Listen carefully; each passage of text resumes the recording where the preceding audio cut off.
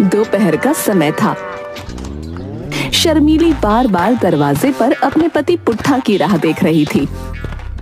समझ में नहीं आता कि कहाँ चले गए ये।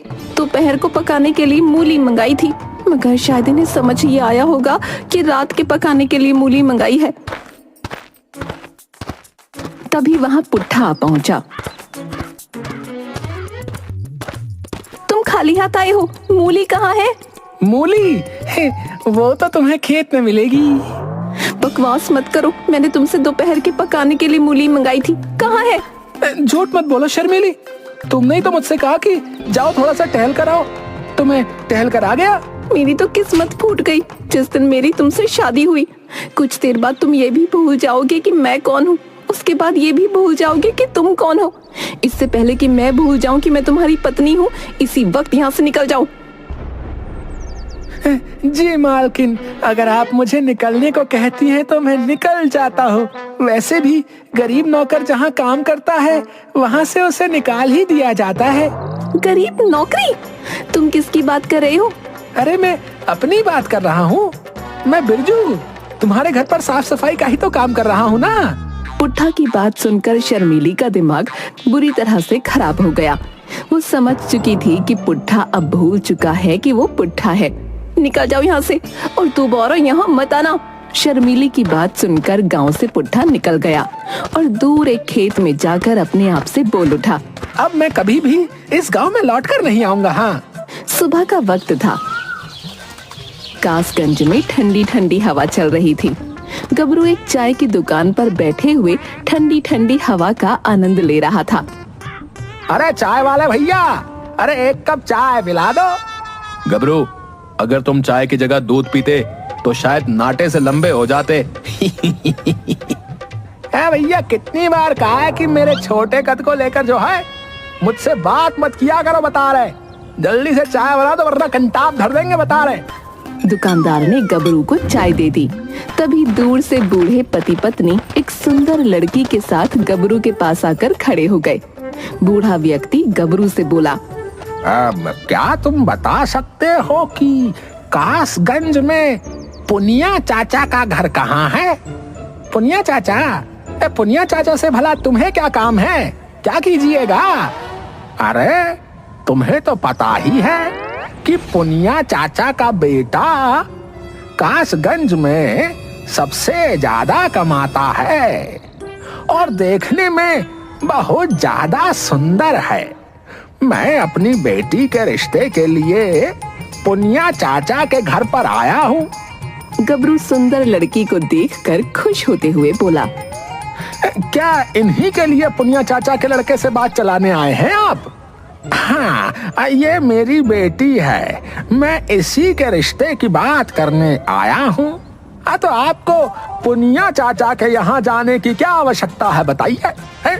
कासगंज में एक और भी सुंदर जवान लड़का मौजूद है। आप अपनी बेटी की बात उस लड़के से क्यों नहीं चलाते? गबरू की बात सुनकर बूढ़े व्यक्ति की पत्नी बोली, कमाल है, हमें तो पता ही नहीं था। अगर ऐसी बात है तो फिर हमें उसका पता भी बता दो, हम एक बार उसे भी देख लेंगे। आप जो है उसे देख रही हैं। मैं तुम्हारी बात का मतलब नहीं समझी। अरे तुम्हारे सामने इतना सुंदर बाका नौजवान बैठा हुआ चाय पी रहा है और तुम्हें दिखाई नहीं दे रहा? अरे मैं अपनी बात कर रहा हूँ भाई। गबरू की बात सुनकर बूढ़ी औरत का चेहरा क्रोध से तमतमा गया। उसने एक जोरदार चांटा गबरू के गाल पर जड़ दिया। आईने में कभी अपनी शक्ल देखी है तूने? 1.5 फुट से ज्यादा का नहीं है तू, और मेरी बेटी पूरे 5 फुट की है। जा जाकर अपने लिए बोनी तलाश कर। चाय की दुकान पर बैठे सभी लोग गबरू का मजाक उड़ाने लगे। गबरू क्रोधित होते हुए अपने आप से बोला, इतनी भारी बेइज्जती? ये चाय का दुकानदार जब तक कासगंज में मेरी बेइज्जती का ढिंडोरा नहीं पीट लेगा तब तक इसे खाना हजम है नहीं होगा। मुझे अब कासगंज में रहना ही नहीं है। गबरू गुस्से से कासगंज छोड़कर चला गया। गबरू गुस्सा होकर काफी दूर निकल आया। तभी उसका पैर किसी के पैर से टकरा गया। गबरू गिर गया। अरे कौन है यहाँ पर जो सड़क को चारपाई समझ कर सो रहा है? सड़क पर पुट्ठा सो रहा था, जो कि गबरू की आवाज सुनकर उठकर गबरू को देखने लगा। अरे क्या देख रहा है? वो तो अच्छा हुआ कि मैं निकल रहा था। अगर कहीं ट्रक निकल रहा होता तो तेरा तो राम नाम सत्य हो जाता भैया। मुझे माफ कर दो शर्मिली, गलती मेरी ही थी। अरे भैया, कहीं तू पगला तो नहीं गया है? मैं तुझे किस एंगल से शर्मीली दिखाई देता हूँ रे? ऐसा मत कहो शर्मिली, तुम तो मेरी पत्नी हो। भैया, पत्नी और मैं? अरे तेरा दिमाग खसक गया है क्या? है कासगंज में वैसे भी सब मुझे नाटा नाटा कहकर चिढ़ाते हैं, और तू भी मुझे अपनी पत्नी बता रहा है? इतना कहकर गबरू ने एक जोरदार चांटा पुट्ठा के जड़ दिया। पुट्ठा की याददाश्त वापस आ गई। कौन हो तुम? अब मैं जो हूँ सो हूँ, लेकिन तू कौन है जानता है? तू सड़क पर सो रहा था रे? क्या सड़क पर सो रहा था? तुम्हारा बहुत बहुत शुक्रिया भाई कि तुमने मुझे उठा दिया। अगर कोई वाहन आ रहा होता तो मेरा तो राम नाम सत्य हो जाता। तुम्हारे चेहरे पर उदासी झलक रही है। लगता है तुम भी जमाने के सताए हुए हो। अब तुम्हें क्या ही बताऊं, मैं कभी कभी कुछ बातें भूल जाता हूँ। बस इसी बात से नाराज होकर मेरी पत्नी ने मुझे घर से बाहर निकाल दिया भाई। मेरे कद को लेकर मेरे गांव वाले मेरा मजाक उड़ाते रहते हैं। मैं भी अपना गांव छोड़कर आ गया हूँ। आज से हम दोनों दोस्त हुए। चलो हम दोनों मिलकर अब दुनिया वालों को लूट लेते हैं और बहुत सारा धन एकत्रित करते हैं। क्या कहते हो? पुट्ठा और गबरू दोनों मिलकर एक दूसरे गांव की तरफ चल पड़े।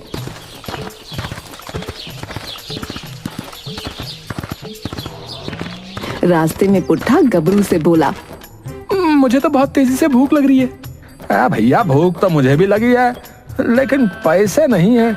क्या तुम्हारे पास कुछ पैसे हैं? भूख से भला पैसों का क्या संबंध? लेकिन है, जब भूख लगती है तो भोजन खाया जाता है, पैसे नहीं खाए जाते। अरे मूर्ख महाशय, अरे भोजन मुफ्त का नहीं मिलता, पैसों का मिलता है, बूझे कि नहीं? है तुम्हारे पास फूटी कौड़ी नहीं है और मेरे पास भी नहीं है। कोई चक्कर चलाना पड़ेगा। तभी गबरू को एक गांव की सीमा पर एक ढाबा नजर आया। गबरू पुट्ठा से बोला, देखो हम दोनों वहां चलते हैं, मैं उस ढाबे वाले को जो है पटाऊंगा। ठीक है। गबरू पुट्ठा के साथ उस ढाबे के मालिक के पास जाकर बोला,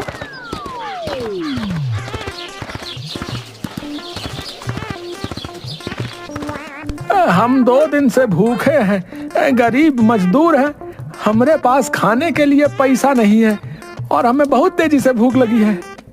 ढाबे का मालिक पुट्ठा की ओर देखकर बोला, लेकिन ये तो बहुत अट्टा कट्टा लगता है। अरे ये मेरा बड़ा भाई है, बेचारा पागल है, इसकी जिम्मेदारी का बोझ भी मुझ पर ही है। तभी पुट्ठा क्रोधित होते हुए बोला, जो कि फिर से कुछ भूल गया था, मगर गबरू इस बात को नहीं जानता था। अबे मैं तेरा भाई नहीं, तेरा पति हूँ। हाँ।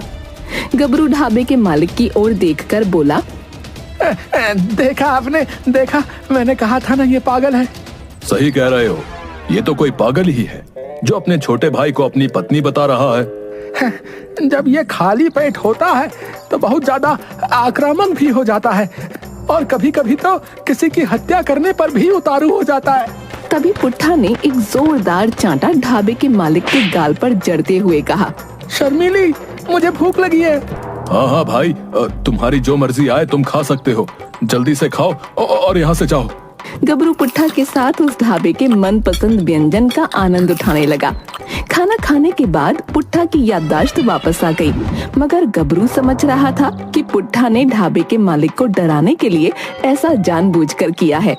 खाना खाने के बाद गबरू ढाबे के मालिक से बोला, हम दोनों को क्या इस गांव में काम मिल सकत है? गांव में मुखिया की बेटी की शादी है, वहाँ पर कुछ मजदूरों की कमी पड़ रही है। तुम्हारा भाई देखने में तो काफी बलशाली मालूम पड़ रहा है, तुम्हें वहाँ काम मिल सकता है।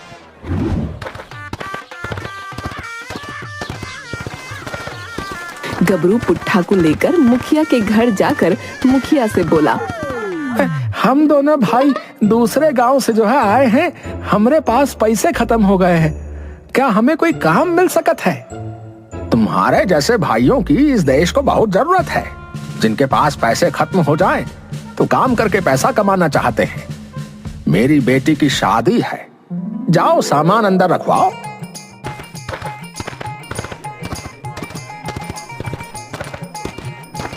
गबरू पुट्ठा के साथ शादी का सामान अंदर और बाहर ले जाने का काम करने लगा। काम करते हुए गबरू पुट्ठा से बोला, वैसे मैंने तुम्हें ढाबे के बाहर खामोश रहने के लिए कहा था, लेकिन तुमने ऐन मौके पर कैसे पागलपन की एक्टिंग की। एक बार को मैं भी दंग रह गया। कैसा पागलपन? अरे तुमने किस तरह से ढाबे वाले के गाल पर चाटा जड़ाता है। लेकिन हम यहाँ पर काम क्यों कर रहे हैं?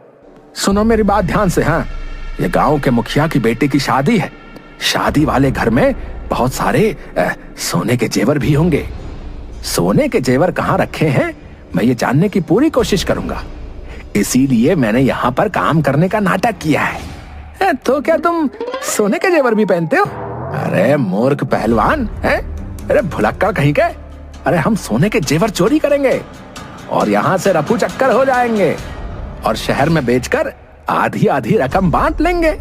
उसके बाद तुम अपने रास्ते और हम अपने रास्ते। शाम को गबरू मुखिया के पास जाकर आ गया। अब तुमने वाकई बहुत मेहनत से काम किया है, ये लो तुम्हारे और तुम्हारे भाई के पैसे।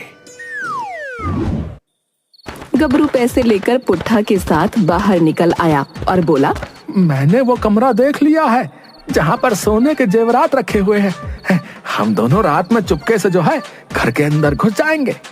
तुम कमरे में रखे हुए जेवरों को चुरा लेना और मैं बाहर नजर रखूंगा कि कोई आ तो नहीं रहा है। कुछ देर बाद रात हो गई और सन्नाटा फैल गया। गबरू पुट्ठा की मदद से दीवार के सहारे मुखिया की छत पर चढ़ गया। अरे वो सामने तीसरे वाले कमरे में सोने के जेवर रखे हुए हैं। कमरा खुला हुआ है, जाओ जाकर सोने के जेवरों को ले आओ।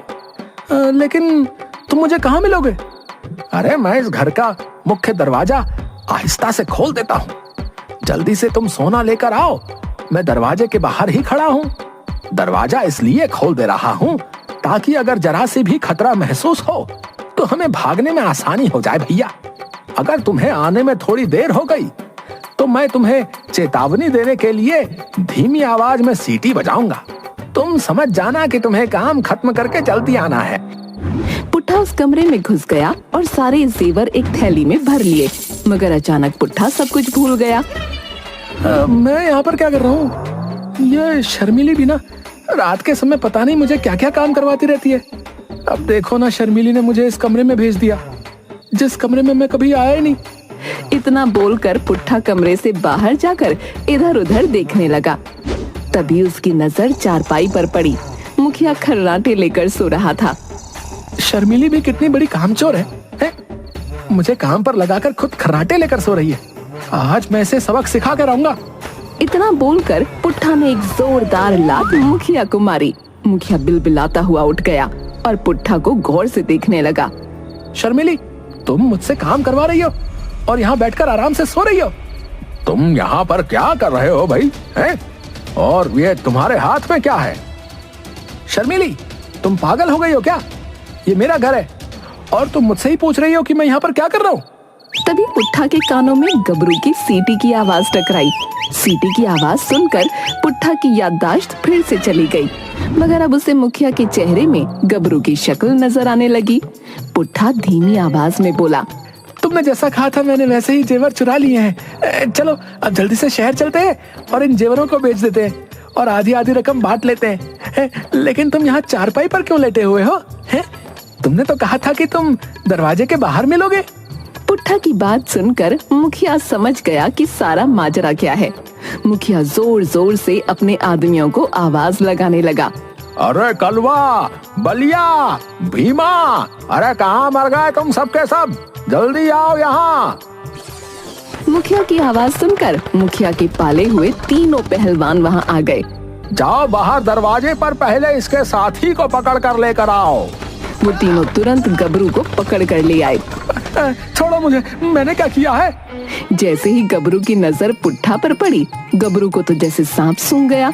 शर्मिली, तुम्हें ये सारे लोग पकड़े हुए क्यों हैं? अबे मूर्ख भुलक्कड़, हैं? मेरी सबसे बड़ी गलती थी कि मैंने तुझे अपना साथी बनाया। तूने तो मेरा सत्यानाश कर दिया। अरे देखते क्या हो, इन दोनों को मार मार कर भरता बना दो। तीनों पहलवान गबरू और पुट्ठा को बुरी तरह पीटने लगे। देखते ही देखते गांव वाले भी जमा हो गए। उन सभी लोगों ने पुट्ठा और गबरू को बुरी तरह से धोया। पुट्ठा की याददाश्त बिल्कुल दुरुस्त हो गई।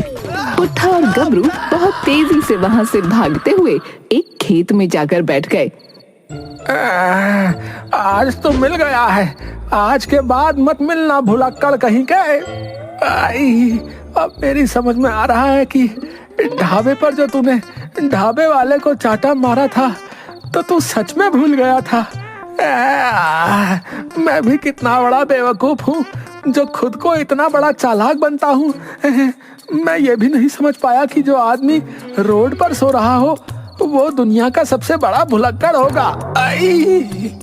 इतना बोलकर गबरू कासगंज की ओर चला गया और पुट्ठा अपने घर की तरफ चल पड़ा।